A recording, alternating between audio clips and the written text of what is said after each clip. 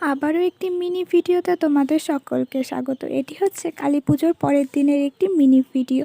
Ready হয়ে গিয়েছি, যাচ্ছিলাম আমাদের পাড়ার পুজো মণ্ডপে কালী ঠাকুর দেখার জন্য। আমি, মা, পাশের বাড়ির একটা জেঠিমা, একটা ভাস্তা আর একটা বোন। আমরা হয়তো আগের ভিডিওগুলোতে দেখেইছো, দুর্গাপূজার ভিডিওতে আমাদের বাড়ি থেকে হেঁটে গেলে 5 মিনিট লাগে আমাদের পাড়ার ক্লাব।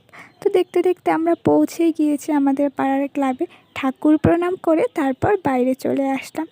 দেখলাম বাইরে খিচুড়ি প্রসাদ দেওয়া হচ্ছে, তো সেখান থেকে প্রসাদ নিয়ে তারপর আমরা বেরিয়ে পড়লাম। ক্লাবের ওখানে ছিল একটা ফাস্টফুডের দোকান, সবাই নাকি সিঙ্গারা খাবে, তো সেখান থেকে আমরাও দুটো সিঙ্গারা নিয়ে বাড়ি চলে আসলাম। তারপর বাড়ি এসে অনেকগুলো তারাবাতি ছিল যেগুলি আমাদের পোড়ানো হয়নি, তো সেগুলি আমি আর বোনও পোড়াচ্ছিলাম। আর অনেকগুলো প্রদীপের মধ্যেই তেল ছিল, তাই মা বলল যে বেকার কেন তেলগুলোকে ফেলে দেবো, তার থেকে আজকে একটু প্রদীপ ধরিয়ে দিতে।